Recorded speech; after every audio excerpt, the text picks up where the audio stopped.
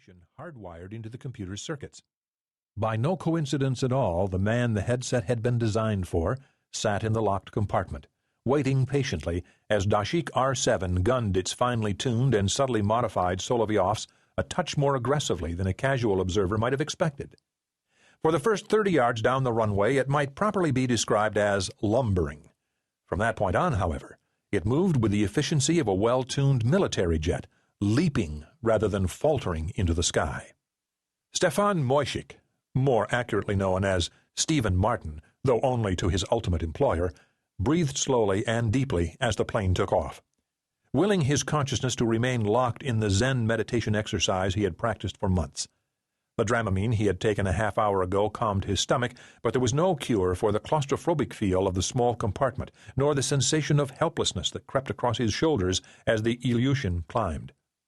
Martin knew that his anxiety would pass. It always did. But knowing such a thing could not completely erase his fear. When Martin had come to Russia at the start of the Wave 3 missions 3 months before, he felt mildly agitated at takeoff and landing. Now his heart pounded and sweat poured from every part of his skin, his breath the erratic cacophony of a dozen pneumatic drills firing at once. Ironically, he was himself a pilot, though not qualified on multi-engined craft. Martin spent the first 27 minutes after takeoff tonight in high panic. 2 large blades, one black, one white, twisted in the middle of his chest, their dagger points entwined around his heart. 28 minutes after takeoff, a low tone sounded in his headset. Martin took a long breath, then reached his fingers to adjust the mouthpiece. His fingers trembled so badly that he had a great deal of difficulty setting it in place. Yet once it was there, the panic ebbed.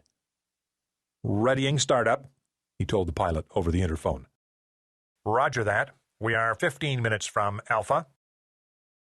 Martin looked up at the blank screens for a moment, then reached to the counter and placed his hand on a highly polished rectangle at the right. The sensors below read his fingerprints. Red dots appeared in the middle of the screens. "Command, system activate. Diagnostics 1, said Martin. The computer did not acknowledge directly. Instead, a pink light flickered at the center of both screens, and then their dark surfaces flared with a barrage of color. A mosaic of different shades, actually a diagnostic screen for the video components, materialized in mirror images, one atop the other. Martin settled his hands into his lap, thumbs together over his thighs. The computer spent the next 5 minutes testing itself and the discrete burst communication system it used to communicate with the outside world.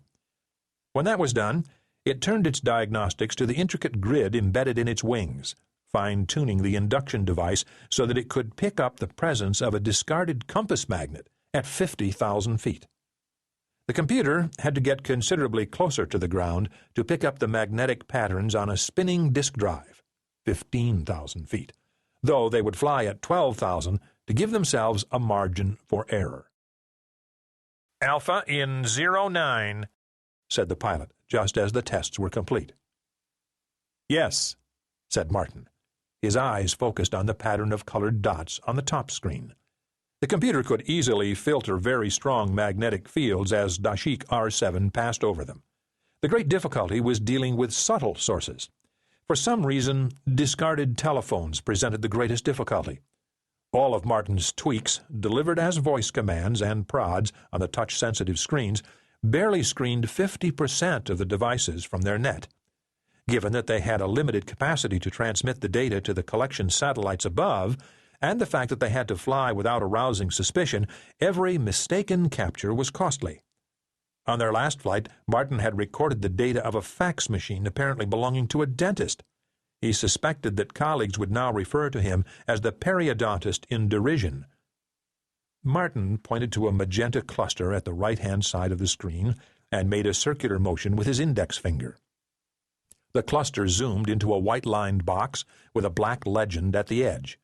A 20-megabyte hard drive, probably belonging to a laptop. Had they been transmitting, a tap in the middle of the cluster would have uploaded all of the magnetic patterns into the capture satellite above.